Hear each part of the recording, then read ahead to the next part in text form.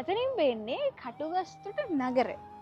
ඔය කටුගස්තොට කිව්ව ගමන් මේ වෙලාවේ මට මතක් වුණා ඔය කටුගස්තොට කියන නම හැදුන විදිහ ගැන තියෙන හරි ලස්සන කතාවක්. ඒ කතාව තමයි මේ මෙතන තිබ්බලු තොටමුණක්. ඔය තොටමුණ හරහා තමයි සෙන්කඩගල රාජධානියට ඇතුල් වෙන්න ඕනේ.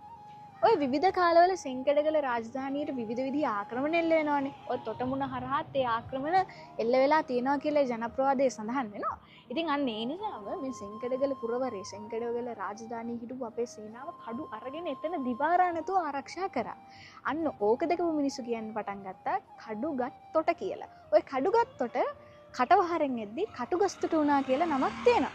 ඊට අමතරව තවත් දෙයක් තියෙනවා. ඔය මේ තොටමුණ ආශ්‍රිතව තිබ්බලු විශාල කටුගස්. අන්න ඕක දෙකම මිනිස්සු මේ තොටමුණට කියන්න පටන් ගත්තලු කටුගස්තොට කියලා. අන්න ඒ වගේ ලස්සන ජනප්‍රවාද විවිධ තැන් ආශ්‍රිතව නිර්මාණය වෙලා තියෙනවානේ. අන්න ඒ වගේ ලස්සන ජනප්‍රවාද ඔයාලත් දන්නවනම් පල්ලෙහා කමෙන්ට් සෙක්ෂන් එකෙන් අනිවාර්යෙන් දාගෙන යන්න.